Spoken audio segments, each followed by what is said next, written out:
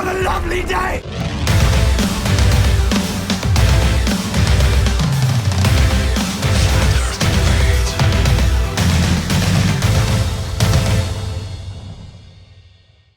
Welcome to Flat Earth Debate Live. I'm your host Nathan Oakley, and if you are new to this channel, or you've not done so already, then be sure to subscribe and hit the bell notification icon to keep up to date with the Flat Earth Debate. If you'd like to join the community debate, then go to nathanoakley.com and check out the Flat Earth Debate forum. If you'd like to support this channel, there is a super chat that runs alongside each of these shows while they are live. There's also a PayPal, Patreon and crypto link in the info box below the video. Most importantly, if you would like to join the discussion, simply mute the page you are currently watching, then click the link in the info box below this video to join the panel and express your views on the shape of the Earth. If you do join, please don't swear. If you do, you'll be ejected, and if you are, please don't try to rejoin the stream using sock accounts. You'll be warmly welcome back on the next stream. Please also share the show on social media. Sharing the show obviously increases the live audience, but this in turn increases the chances of a more diverse panel. So please share the show. And one last time, if you're new to the channel or you've not done so already, then be sure to subscribe and hit the bell notification icon to keep up to date with the Flat Earth Debate. Now we are joined by Quantum Eraser, Sleeping Warrior, HEO, Slick James Johnson, Flat Earth, Earth Flattener, Chris, Chocolate Sane, and Arwin, and Ranty. Good to have you all. Good morning. Hello. Good afternoon. Yep. Hey, is it Theo? I couldn't see the T because it was on the split of your face. So how you doing, Theo? Not too bad. What side of the fence do you sit, Theo? Well, I'm a flat Earth realm idealist. Idealist? Exactly. What is your idealism? Well, before we get into that, sorry, Theo. So we're going to do a bit of housekeeping before we get into that. Then I'm more than happy to discuss your theology on what the Earth might be. You're not a globe head. That was all I was rooting for. There is a gap on the panel, though, if somebody wants to join from the globe side to take part in housekeeping. So any signs of curvature? No. Only obstruction. Nah. Nope. Just for clarity, obstruction and curvature are not the same. Indeed. Regular obstruction that we see at a far distance cannot be emulated in an orthographic view. Oh, I got a Unless point. you presume curvature. Oh, we got a new one. Go ahead, Theo. When you're looking at an observation, you do not see obstruction. Obstruction assumes a physical presence of an object interfering with the light reaching your eye. If the visual data is lost, that's all you can confirm. I see what you're saying. You're saying calling it an obstruction is inaccurate because that would imply there's something physically in between you and it obscuring it, which is actually the case in some cases with waves. However, what you're saying is the assumption that the non-appearance of the bottom of an object in the distance isn't necessarily correct to assume obstruction. Is that what you're saying? That's absolutely correct, and it drives me nuts whenever you're talking to Brenda and she says obstruction, and you're like, yes, it's obstruction. And I'm like, no, it isn't. Good point. Well made. You concede the point obstruction, which sends their mind on that, avenue, thinking that you've conceded, yes, it is an obstruction that's there, so it must be a physical object. Yeah, we should use the older obstruction. Well, we say things disappear, which they do, from the bottom up. Well, that's not implying any sort of obstruction, so maybe using that slightly elongated terminology of something has disappeared from the bottom up, and then you can attribute the cause, if you will, if you are to assert that it's just too far to see in angular size or the weather conditions or the waves, whatever. Oh, I didn't get to that on the other show, Anthony. So on the last show, I was saying you listed off a whole bunch of different things that could cause obstruction from the bottom up, and I was going to tell you about a guy called Soundley's Heroes, a guy with a Scottish accent that came on yesterday, and he listed off about 30 things that had been attributed to things disappearing into the distance, but he didn't make any point at the end. He just dropped. And And I'm like, well done for listing off all the multitude of things that don't get accounted for in the geometric-only non-perspective curve calculator. Well done. But one point So on that. Heroes is a troll, a ball-earth troll, right? Yeah, but he was listing off, this is what flat earthers have attributed to bottom-up obstruction. Things disappearing from the bottom up. You almost did it. Almost did it, I almost. got a good alternative. We could call it apparent obstruction. It is Yeah, because that purely implies it visual too. bits. It That's even appears to worse. be- That's Not even call it worse. An apparent obstruction. What, Nathan? That's even worse. What? Why? Well, because you're You- saying hey. it's apparent, right? Well, An no. An obstruction. Sorry. It appears to obstruct. That's your No. point. Don't let me hijack your point, Theo. I'm not taking any of this credit. Well done. An obstruction is an obstacle. That means that a physical object is blocking the path of the light. There's no such thing as an apparent obstruction. If there is an obstruction, you would see the physical object, period. For example, if somebody walks behind a trash can when you're in the park and you don't see their legs and you say he's obstructed, well, what's obstructing him? Oh, the trash can right there. That's obstructing him.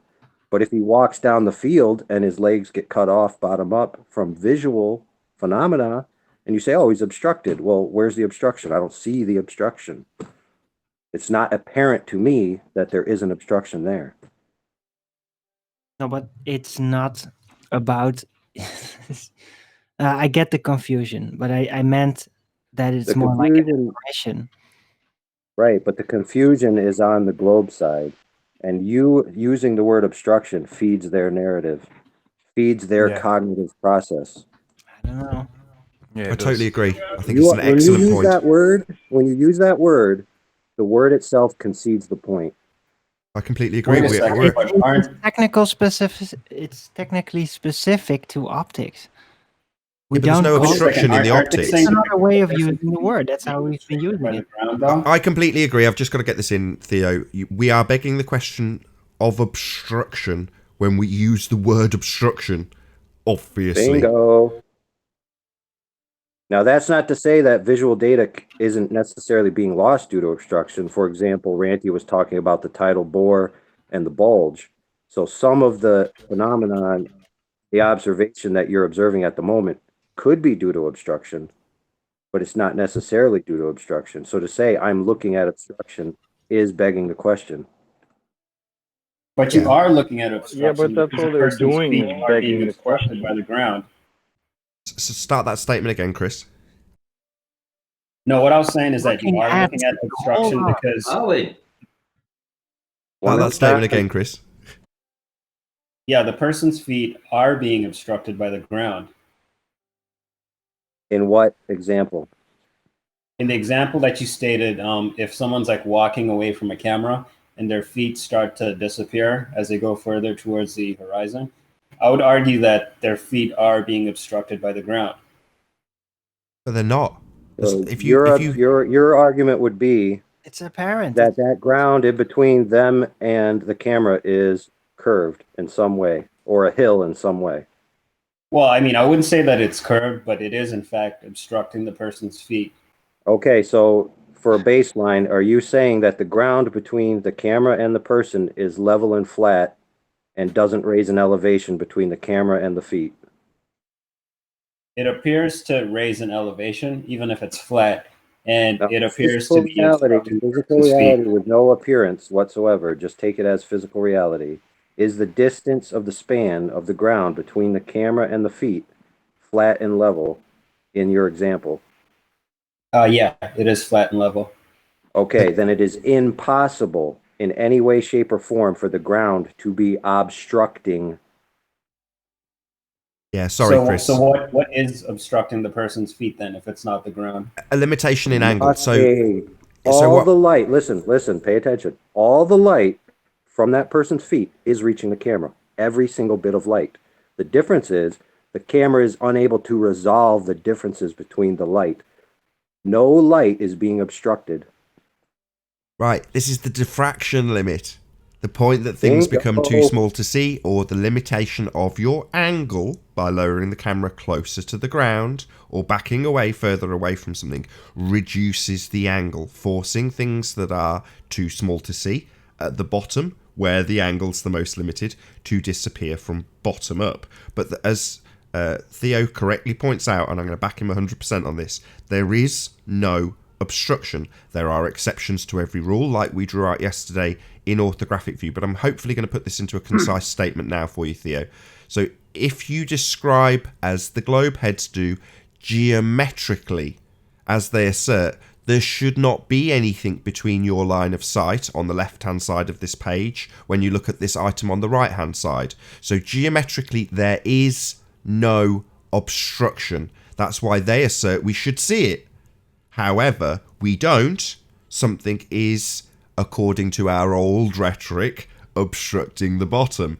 But it isn't. There's nothing physically in the way. If you draw out exactly the topology, the ground that you're looking at, and draw a straight line as the globe heads do between point A and point B, there's nothing physically in the way. So as Theo describes it, the light's still reaching the camera, but it's beyond the diffraction limit. You can't resolve that light in that angle, so you don't see it. Hey, Ken, and shout out to Earth is Seriously Flat for the super chat. How you doing, Ken? Hey, well, maybe you could call it Doing well. obstruction then, because it is purely an optical phenomena and not geometrical in any way. But what this highlights, So Arwen, is that we need diffraction to... limit the horizon. But it is one of the effects that come with optics. Well, it's You the gotta, plural, like, though, isn't it, coordinate Arwen? it somehow. It's one of the effects. That's the point. Yes, it's plural. exactly. But it's good to be able to pinpoint it somehow, technically. Exactly. So why optical obstruction? It's not literal obstruction. It's optical. Well, no. No, I've got to get this There's in. no No. obstruction. None. It might Zero. be. Zilch. It might be a What is physical the obstruction. diffraction Not limit? obstruction. What exactly is that? Because I'm not understanding what that is. I'm saying that there might be a physical obstruction, but it's about figuring out what is actually causing the apparent disappearance of the bottom of something in the distance, usually at the horizon. But ultimately speaking, it may not be something obscuring it. In some instances, it might be a wave due to perspective raised up to the midpoint of the camera that does obscure the thing in the distance, that's smaller by comparison because of its increased distance further into the background. Therefore, it is obstruction due to perspective, the wave raising up. Can you mute if you're not talking, please?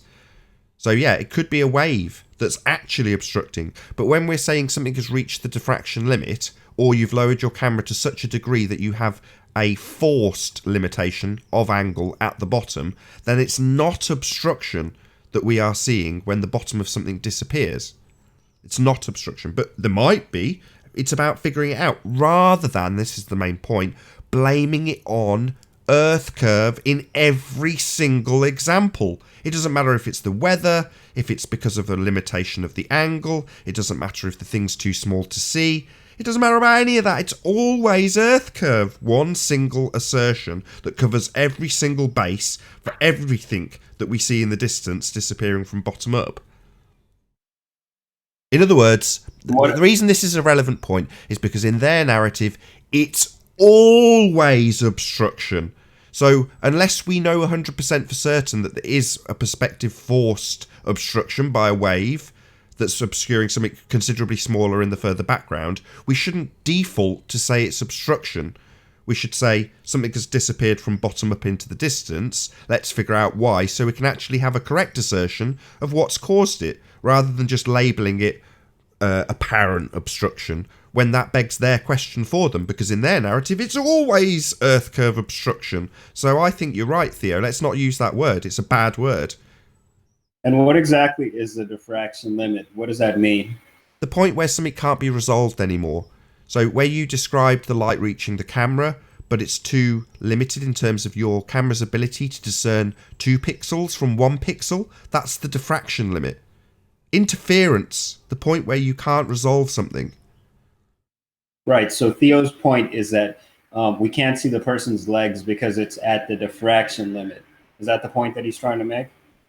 If you like, it might not be the case, but his overriding point is that their narrative, it's always without exception, obstruction, i.e. something between your line of vision with the feet of the thing you're looking at, obstructing the view. So if we start to beg the question, yeah, there might be 1 in 100 instances where the wave is actually obscuring the bottom of something. You know, the stuff behind this mountain on screen now, we can't see it. Why? Because the mountain's in the way. It's obstructing it, right? Well, they have to have obstruction in every example, so why do we need to beg the question and use that word? Right. So the diffraction limit, is this the same spot where stuff appears to get like squashed or compressed as well?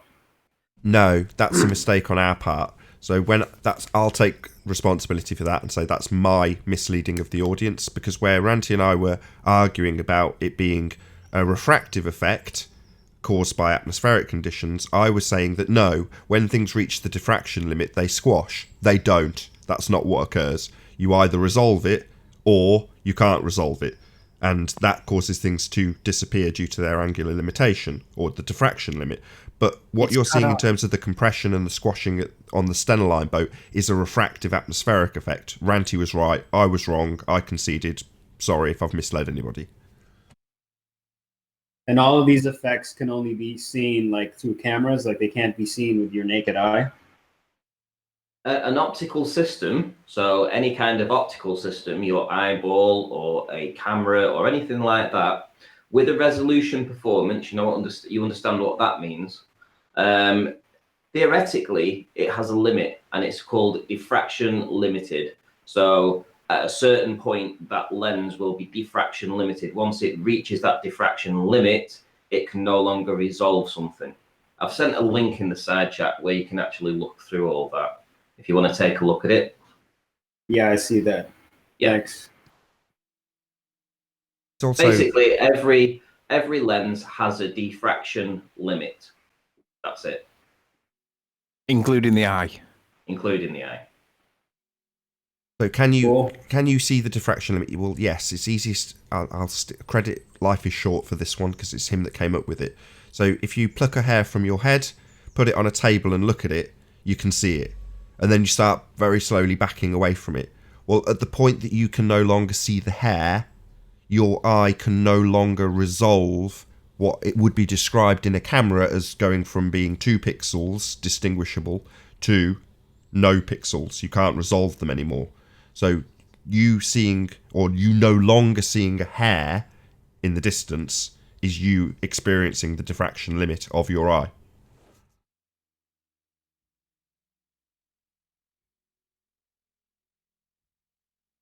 Yeah, makes sense. Makes a lot of sense. Can I add a caveat to that? Yeah, you're on fire at the moment, Theo. You can say whatever you like. Okay, so in that example, that's completely accurate.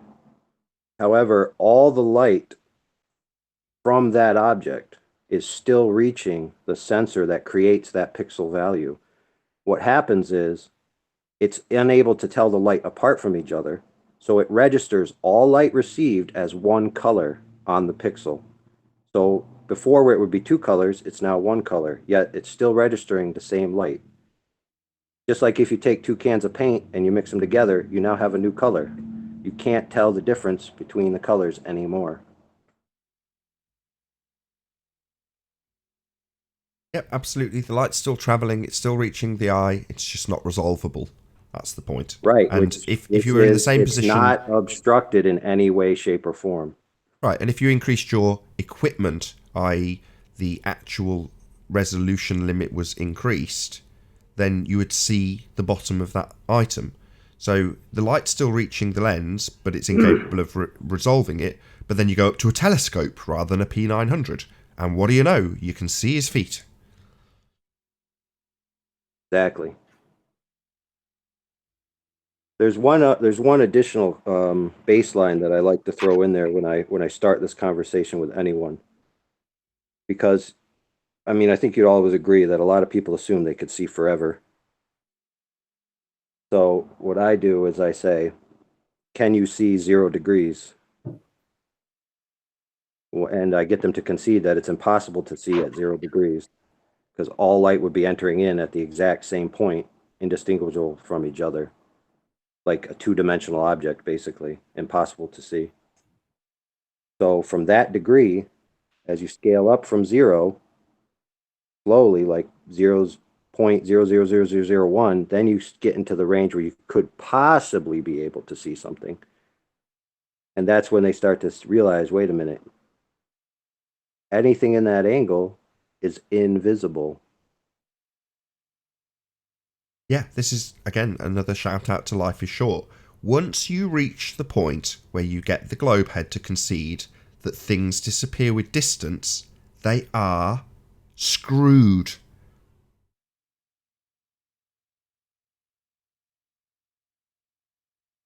Now, I haven't done the math yet on supposed distances to stars with the angular resolution of the human eye, but I'd be willing to bet that the math works out to where they'd be impossible to see.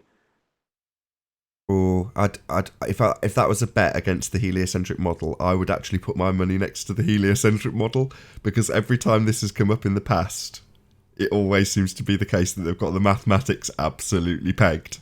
I might be wrong, but I would probably put my money next to the globe model in that regard. Yeah, but there's that's a good point, but there's a tragic flaw with their model that allows them to fudge these numbers, and that is they assume that the conclusions are correct, that the Earth is a globe and all of their math works. But all the math based exterior to the Earth is ratio based. So all they have to do is just change the ratio and just say, oh, well, that's because that star is bigger. And then you say, well, what about the gravity? And they say, oh, that's because it's less dense. So they can change the numbers and make all the observations seem the same, but it's all ratio based. So if a star becomes bigger, it just becomes less dense, then all the gravity still works. Yeah, we covered this on the last show. So Anthony was talking about Fight the Flat Earth and his alleged measuring of the distance to the sun. Another shout out to Earth is Seriously Flat for the super chat. Thank you very much indeed for your support. But ultimately speaking, you've got to apply the ratios, Kepler's third law. You there, Anthony? I am.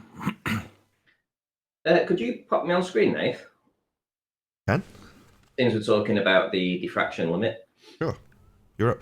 Okay, so essentially this is a test that's been performed quite a lot, and basically when you get to about 4 meters away from these two images, so basically you could place these two images and walk away, back away 4 meters. When you get to 4 meters away, this top image will look like the bottom image. You won't be able to distinguish the white lines any different to the gray lines. And that's because your eyes cannot resolve anything lower than 0.03 degrees, as stated here. 0.03 degrees is the limit of the human eye. Once you get to that point, which is basically at 4 meters, this will look exactly the same as this. I want to add that depends on the size of your screen. So for me, it would be considerably more than 4 meters, as I've got an 8-foot screen. So yeah, screen dependent. I'll put it back to 100%, but I actually tested this. So I just walked away about 5 minutes ago and had a look. Went to around about 4 meters away, and it's true. I couldn't tell any difference between the two. This top image looked exactly the same as the bottom image. It's the equivalent of the hair, though, isn't it? It's the equivalent of Life is Short's example with the hair. You've just got lots of strands of hair in this example. Yes. Randy, do you want to cite where that's come from? I can see a .edu thing. Just talk us through that, because it's got the word Google overlaid on top of it, and I can't see it. It says stokes.byu.edu, so for education. Right, notice that this is not somebody like Fight the Flat Earth or Wolfie 6020. This is somebody that's in university at graduate level, at least. It looks that way. There's a difference. Yeah.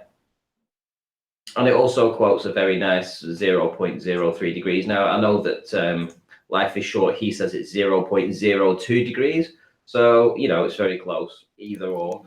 Anything, once you go to the 0.01 or 0.0001, then obviously you're talking things that can't be resolved. And I addressed that in the video that I released yesterday, in response to Rory and his claims that the curve calculators include perspective, and I say that they don't. So if you want to check that out, head on over. The thing is, Zach, Good Times for All, has already claimed that. Ranty's now claimed it too. Rory seems to have gone very quiet. Ballers don't seem to be calling Rory out for getting this wrong. And in fact, actually, it appears that Mick West has covered over the cracks for him by changing the Metabunk curve calculator. Where's the intellectual honesty from Ballers on this one? Because Ballers claim that they call each other out. Well, who's calling Rory out? Because I'm not seeing anybody calling Rory out. Why is he not getting attacked by Fight the Flat Earth, for example, or I don't know, morons? Where is it? Because it's clearly the case that there's two missing pieces of perspective from the curve calcs. Objects get smaller as a function of distance, and when we apply the hidden height, we don't apply it to the object at that distance. We apply it to the absolute height as though it's touching your nose. That's clearly wrong. That's one element. And the second element is what Ranty's talking about right here, right now, the resolution. Both are missing. Now, if the ballers are the way that they proclaim they are, why are none of the ballers calling him out? Where's the videos of hate? Come on, Rory's made a mistake. It's not that big of a deal, but where's the intellectual honesty? Are the ballers just going to ignore it and hope it goes away? Not on. Saying that, not that big a deal, but Ranty's hoping for $5,000 out of this, you realise?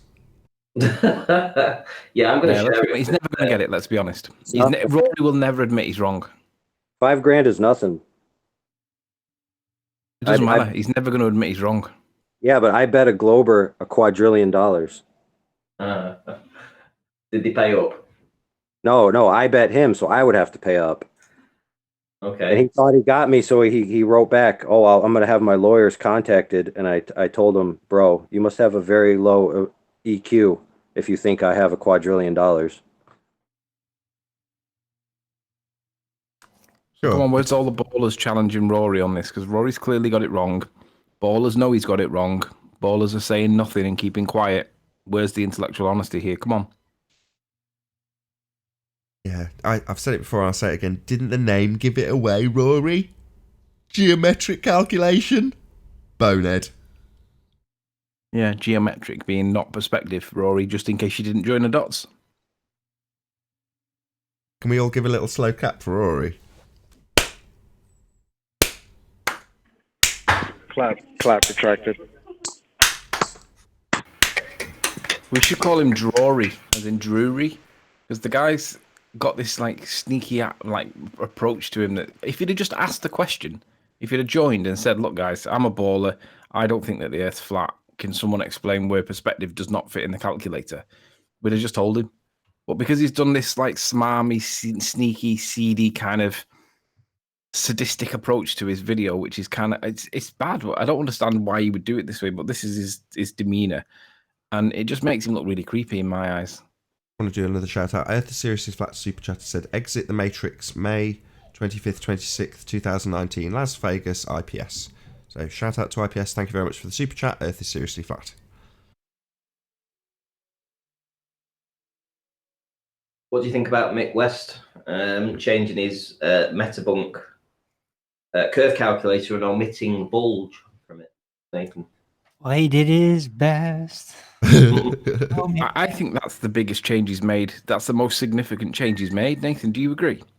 Well, the bulge is the thing we've just been discussing, right? It's the obstruction they assume. Maybe he's just realised that it's just a difficult point to get past when we say, "Where's the 170-foot bulge that's obscuring the view?" Well, just remove that awkward detail and then you don't have to deal with it anymore, right? The actual obstruction that they're talking about and trying to prove, well, they're not trying to prove it. We already know he doesn't need any of it, right? As soon as someone arrives on that site, they're automatically begging the question and assuming, the outcome is set for them, and every outcome will be a geometric, perspective-exclusive, globe Earth proof, right? So they're going to beg the question regardless. It doesn't matter what he puts on there. How do they verify the observation? They don't. They assume their outcome. They assume the Earth is a sphere, use an R value, and then compare geometrically to a perspective view. So they take a side elevation, use the mathematics of whole numbers, not perspective angular size, and then say the effective angular size, objects getting smaller with distance, is actually Earth curve. But because they've assumed their outcome at the beginning, they've already got a radius value, they already know the Earth's a sphere according to that maths, then they're going to have an outcome that's spherical. So it makes so absolutely no difference really what he puts in there. As soon as you start using it, you're begging the question. So Yeah, you're something saying else they I didn't use understand with photographs? the whole, like balls obstructing us that the globers talk about? Like, do we live on a zigzag Earth, or do we live on an Earth that has like speed bumps? Because like we're observing the horizon from different areas. So if there's a bulge from everywhere that you observe the horizon, that would mean that there's like speed bumps we're looking at, if you know what I mean.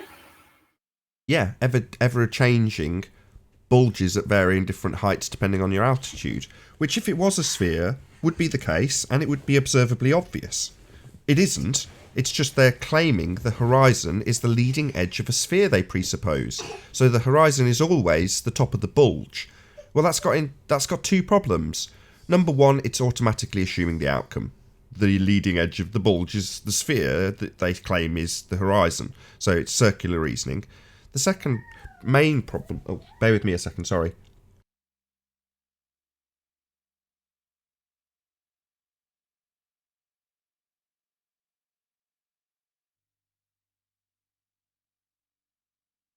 Did I hear correctly that Mick West supposed to have some type of debate with Nathan Thompson?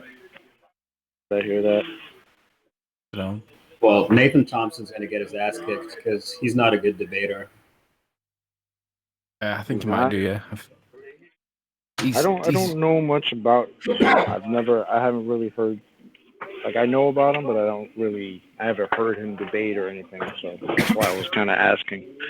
Well, he got wrecked on the Non Sequitur show. I hope that Nathan at least comes to Nathan. I hope Nathan Thompson comes to Nathan Oakley, and if he's going to have a conversation with Mick West, somebody get to Nathan Thompson and explain that he needs to speak to Nathan Oakley to know of all the flaws and faults with the Mick West calculator thing, because there's like three major ones. Well, how about just but showing him? Been around for a while though. How about just showing him the interview? Well, when he came on the debate, just show that. Give him a good hint.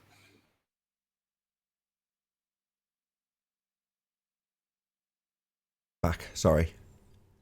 I'm surprised that Nathan Thompson would go on non-sec. Why would anybody go on to non-sec? It's like we've been on non-sec, Anthony. What are you talking about? I didn't say it's going to be on non-sec.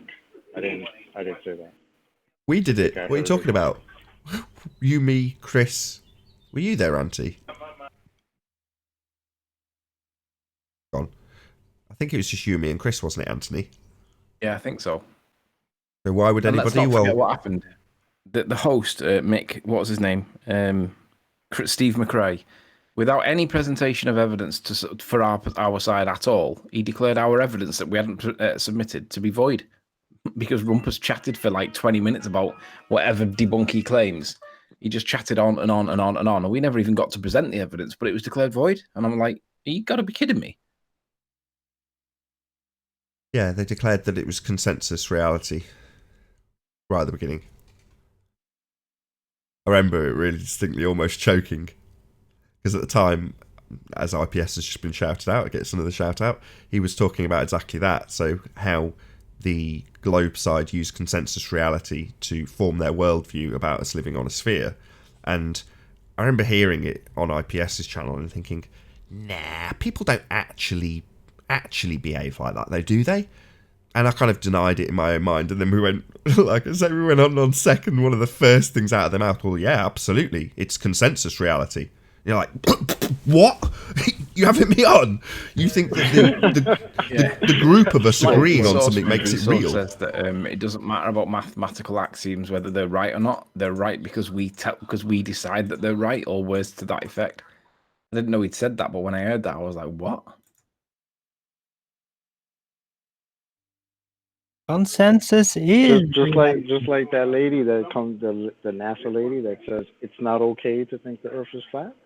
Hey, really? Who the fuck are you? It's like, oh man, this is insane. That's thought police type shit. 1984. Are you kidding? Yeah. Michelle. It sounds like the democratization of science. I would like Anthony to just repeat her name so she gets named and shamed, because I agree. Who the hell does she think she is? Michelle Thaler, her name is. It's not That's what I okay think to every time I think. hear that clip. Who the hell are you to tell anybody what it's okay to think or not? Like, are you fucking out of your mind? That shit drives me nuts. It's a thought police here to keep everybody in check. Like, how dare you think for yourself? You know, Took the when words out other of my people mouth. are smarter than you. It's Can I totally bring up? Orwellian. Yeah. How dare you think this? Next, it'll be your children grassing you up for a wrong think. Have you noticed as well that Marxism. Have you noticed? I can't remember which video it is, but one of the videos out there, it starts off with the moccasin. This world is not what you think it is, and basically what he's showing is the person that he's trying to show that when they're lying to us about stuff in the news, they say certain things and they all say the exact same wording. All of them, they say the exact same wording as though it's like literally scripted. And one of the things that they cite is that it's a threat to our national security, or it's a terrorism threat if these people are able to challenge the undermines or the pinnings of our democracy. And it's really bad how they word it. It makes it sound like we're about to blow things up with bombs just because we don't think it's a ball.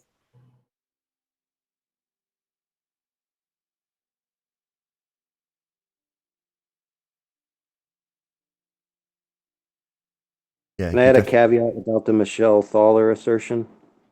Yeah, I was just about to back you up and say the Orwellian nature of our reality is just quite shocking at the moment, and it's nice that we're at the tip of the spear in terms of exposing it. But go ahead.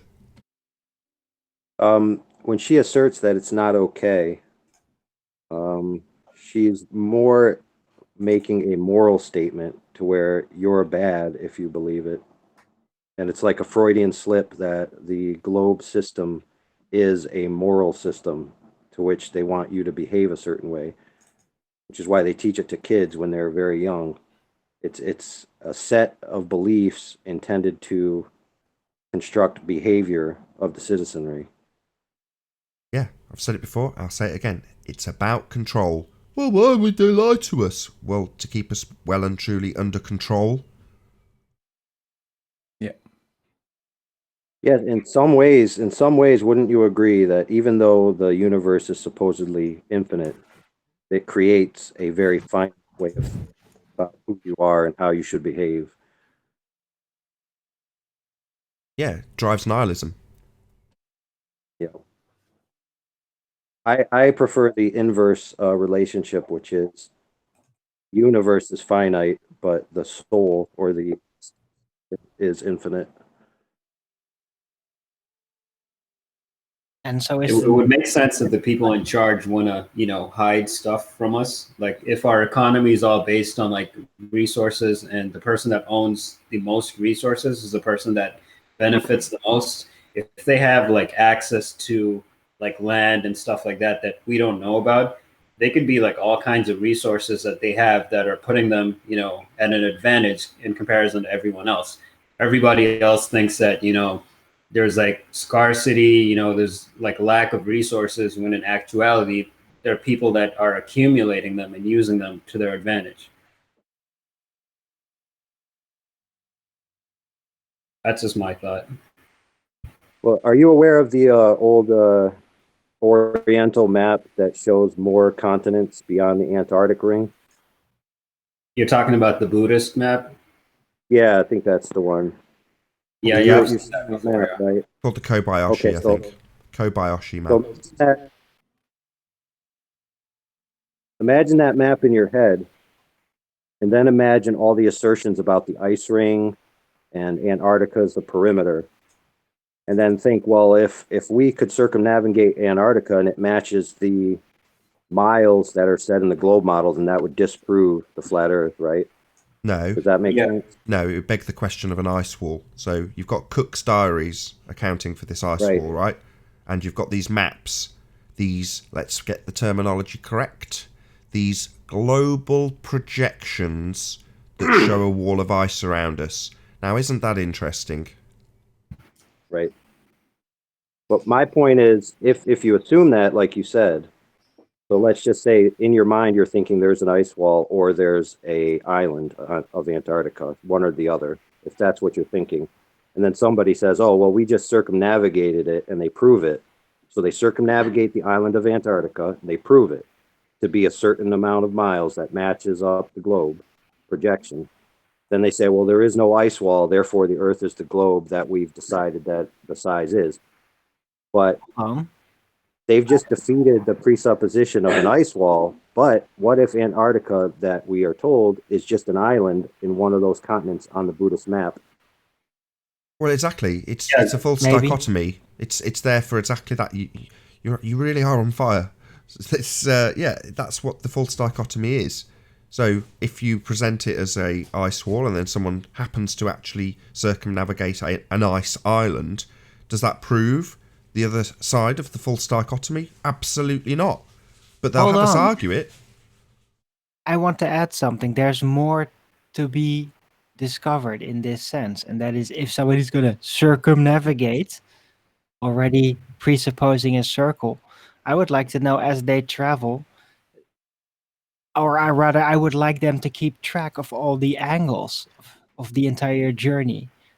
How are you going to keep track of the angles when you've got no reference point? No, but how do the angles add up? Are they traveling in a circle inward, outward, or is it actually a straight line? This is very important data. You mean relative to themselves?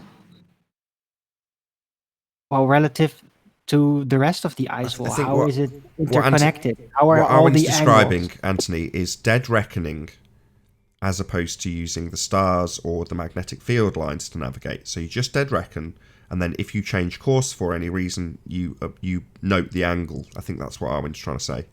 Exactly. And then you can determine a geometrical fact from that. Honestly, I think that would be so inaccurate. Says the man who's got a rectangular looping model. I just want to point this out. Got to get this in. Hold on. I just want to get this in. That Arwen's argument. He's going to rumpus me because he knows this is so contradictory. Your model's a rectangular looping model, Arwen. Just want to point that out to you at this stage. Right. So wouldn't you say that in that particular instance that those angles would be pretty meaningless? No, because they would add up to 0 instead of minus 360 or plus 360 degrees. You're saying you'd be ultimately travelling in a straight line? Yes. What a load of bollocks. Sorry, you have trouble imagining it. Well, we don't know for a fact, for sure, whether an ice wall does exist. And even with these maps, like, how do we know how accurate they are? Like, how did they measure, the boundaries of the continents and all that stuff? How is that measured? Like, you need to be high enough in order to see like a continent in its entirety. Right. So, that's not true. That's not true. They do flybys mostly. Flybys and scan it all. But they can also now use just instant 3D scanners of entire environments.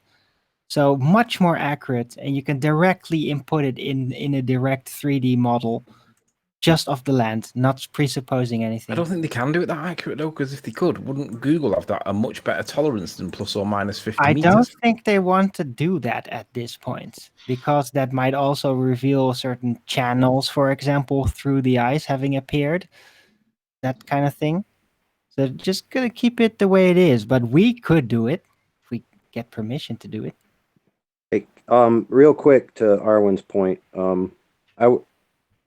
whatever his assumptions of how they would prove the route was irrelevant to my point, because my point was just to set up the false dichotomy of a boundary, whereas Antarctica on the globe model is an island at the bottom, quote unquote, bottom of the sphere, whereas in some models of the flat Earth, it's an ice perimeter, which is the boundaries. Either way, it's a boundary, and it's a false dichotomy of a boundary because we don't know that it exists or what could be beyond it. We're not sure it exists continually. Right. So there could be, it could be a C shape, it could be an island, it could be a series of islands, and there could be continents beyond. Yeah, and the other thing with an ice wall is that it presupposes that there's only the one sun. There may be other suns that are beyond our horizons that we can't see, but are melting the ice. At this point, I want to say that Nathan Oakley takes no responsibility for the opinions or views expressed on this show. Right. That's pretty Have any of you guys watched the Admiral Byrd footage? If there's going to be another apparent sun, it's just going to be because of the layout of the angular relations of the globe of the heavens. Well, you don't know that. You're speculating, of If it's going to course. be another continent, then yeah, you might suddenly have another sun seem to appear. But yeah, the sun is not a physical thing. It's a light phenomena. So it's very strange to assume that there is literally another source. Right, I'm going to hijack this. If you're I'm going saying to two suns, you're already assuming that there is separate sources. I'm going to hijack this and turn this back into something that's been relevant or brought up recently. So, Crow 777 and Chris Van Matry have both done exposés of a claimed second celestial body in close proximity to the sun. What are your opinions on this second sun? Mine? Well, I don't think it's literally there. It's probably an interesting phenomena, but I think it's more in the category of a lens flare. Maybe not in the camera, but as part of the setup of the world. I have no other way to explain it, but I think it's But it basically. doesn't act like a lens flare. It It's Yeah, stays it's relative affects in the sky in camera. the sky relative to the sun. Doesn't move with the camera. right. I'm just saying it's not the lens of the camera that is causing the lens flare comparison. It is in the sky itself. But wouldn't that make it a sun then? Well, that's different than a lens flare, It's not right? literally. It's a second apparent sun disk, perhaps. Yes. No, I think what Arwen's saying is if you've got people that are showing skylines with atmospheric lensing, then there's no actual effect of the camera that's causing that building to look twice the size, but it's an effect of the atmosphere lensing what appears in the camera. But I'm not that kind of lens. No. I'm just saying that in a similar way, whatever is causing that effect is a lensing effect of the sky as opposed to the camera. So twisting the camera whilst looking through a tube and saying it doesn't move, well, it might not be down to the equipment causing that flare. What Arwen's saying, I think. I get you. Yes. Exactly. Concisely, I would assert that it could be a one point is the projection point and one point is the dispersion point. So one artifact. What happens if one is the source of the light and the other one is the reflection that we see? Right. So you're saying there's a possibility we might be actually catching the actual point Yeah. that the sun's coming from? Who knows then? That would be cool. Well, I'd like to see you try and approach that point then some way. See, Icarus. If it's a source, you got to get closer to it to prove that it is an actual thing you're approaching and not just an apparition. So, you know how to prove it is the source. It has to be approachable. Yeah, I'm working on my instant transmission. Get up there. Somebody mentioned Icarus. Who was that? Me. Right, so we're deterred from approaching the sun. And all of the narrative is, in the heliocentric world at least, it's impossible in terms of the distance, and even if it was possible, you'd be obliterated before you even got close to it. So, the question is, why are we being told not to approach the sun?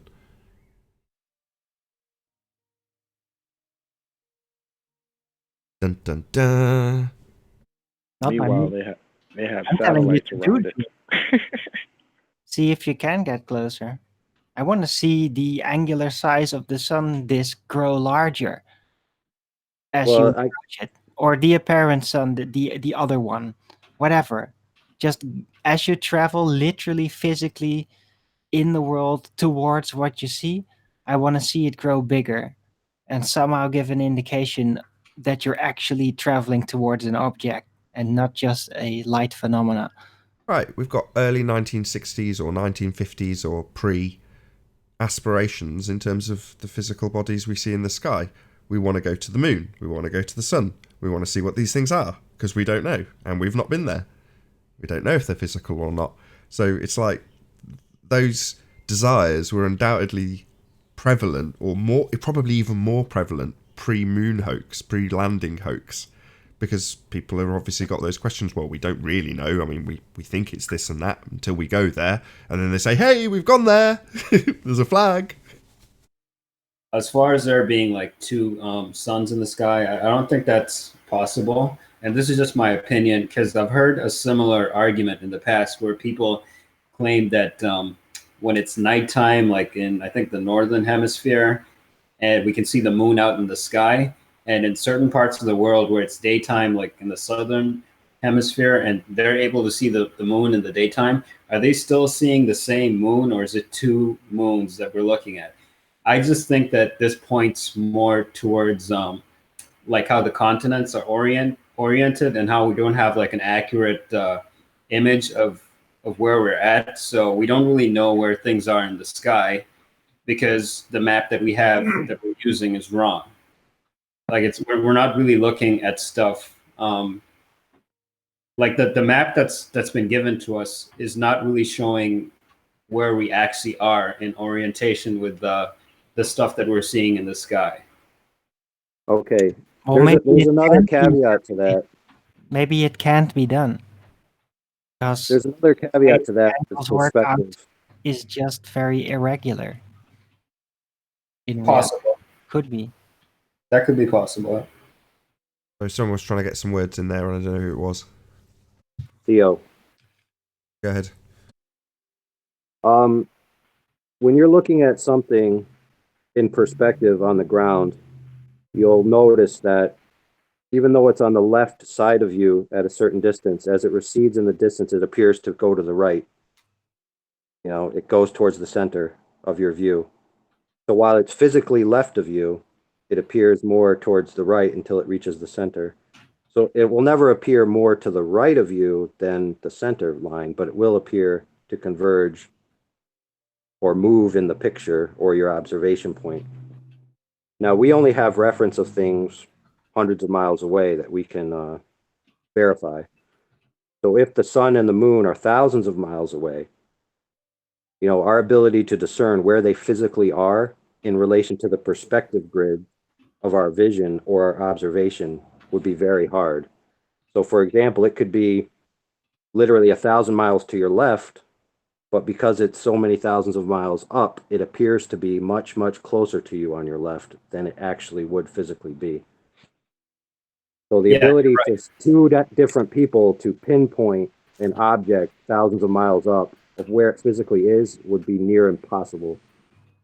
You're right. And Jaron did talk about this a couple of years ago with his demonstration of the atmospheric dome that surrounds each person based on how our vision works. So like for each of us, the sun is going to appear in a different spot in the sky, just depending on our atmospheric dome, our personal dome.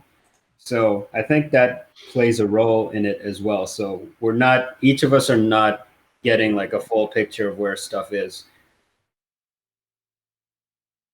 It's hard to say where before you know what. I mean, what is the sun?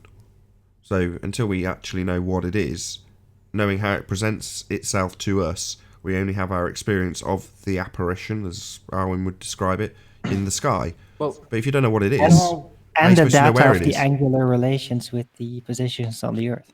And think about it this way. You know the idea that when you get a laser pen, and if you've got a cat or a dog, you can tease them on the floor with the little spot that's the focal point of the light of the laser.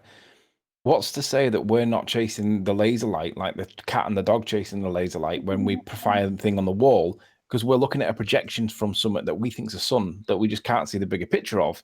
I'm more inclined to accept that than the sun. Than the sun is 93 million mile away ball of helium, hydrogen, plasma. Because I don't think we're looking at a sun. We're looking at something that is the manifestation of the sun, but it isn't the sun. We're looking at something else. We're looking at God's laser pen. Is that what you're saying? Possibly, yeah.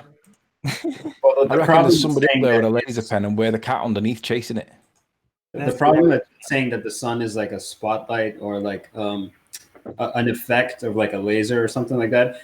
That wouldn't factor in why we feel certain things. Like we can feel the sun rays, and that wouldn't happen if we're looking at like a hot spot from a flashlight or a laser pen. Like Yeah, it you wouldn't see have how a those. magnifying glass works with a thingy, with a focal point of light, right? You can set fire to ants. Yeah, true. But does that point of light project heat?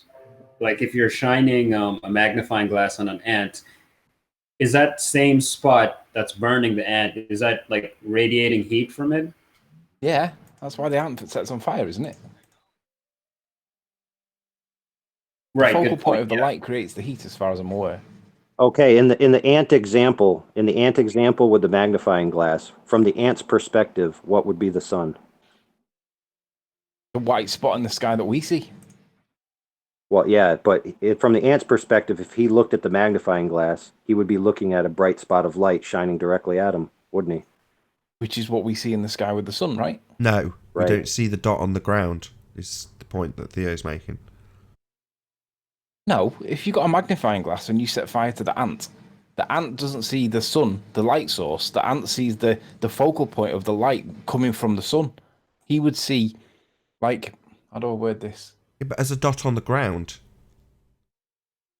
you're comparing it to the dot on the magnifying glass itself and saying, well, that dot on the magnifying glass, as it focuses it to a point on the ground, is equivalent to the sun in the sky, but it isn't. So, all right, so put a dome over the ant and then put the focal point onto the dome. And then who's to say that the ant can't see the underside of the light from the dome that he's seeing the underside of?